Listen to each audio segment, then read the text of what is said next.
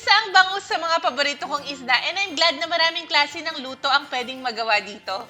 Isang simple at masarap na ulam ang lulutuin natin ngayon, ang totsong bangus o bangus sa tausi.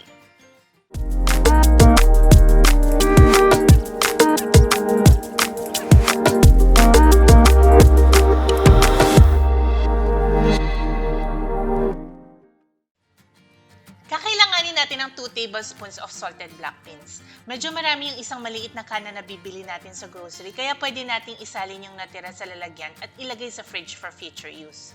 Siguraduhin nating hindi isama yung liquid sa pagluluto dahil masyado itong maalat.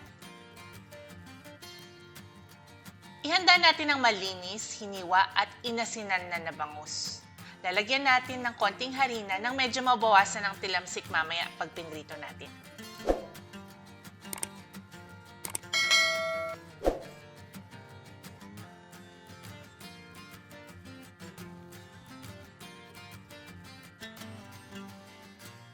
Kakailanganin din natin ng 3 kamatis, 1 sibuyas, luya, at 4 na butil ng bawang, at 1 kutsarang toyo or soy sauce. Habang naghihiwa tayo ng ating mga ingredients, ay pwede na tayong magpainit ng mantika sa kawali.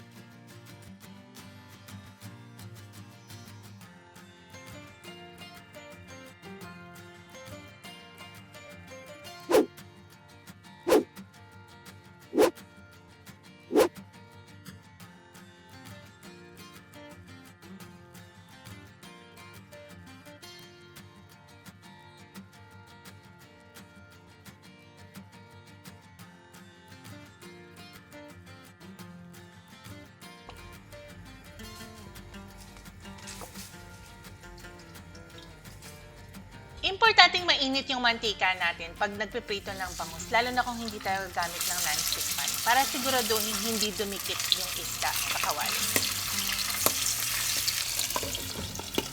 Siguraduhin takpan habang nagpiprito dahil matilamsik talaga ang bangus.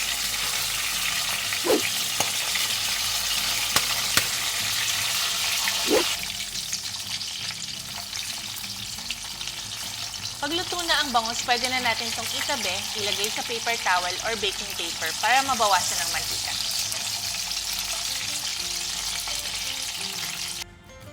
Binawasan natin ng mantika yung ginamit nating kawali sa pagprito ng bangus at yun din ang gagamitin natin para sa paggisa. Uunahin na natin ang ating sibuyas. Pag translucent na ang sibuyas, pwede na nating idagdag ang ating bawang.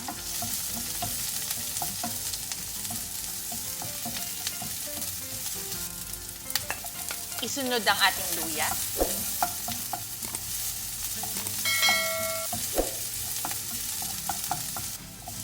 Kamatis.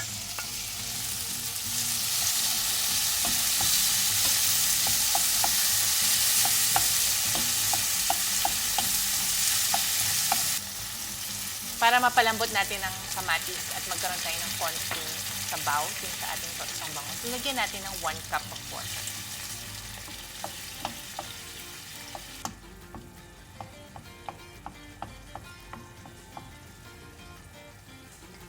At isama na natin ang ating mga black beans. We have to take note na sadyang maalat na talaga yung ating black beans. Kaya bago tayo mag-add ng ating seasoning, tikman muna natin yung ating sauce.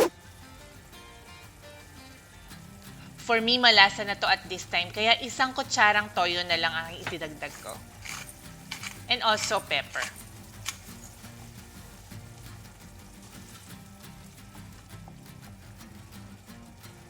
I-simmer lang natin ng konti at pag masaya na tayo sa lasa, pwede na nating idagdag yung ating pritong bangus.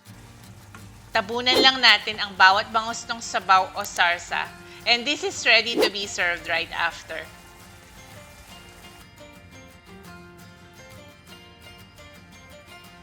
Habang umuusok pa, i-ready na ang kanin at i-enjoy habang mainit.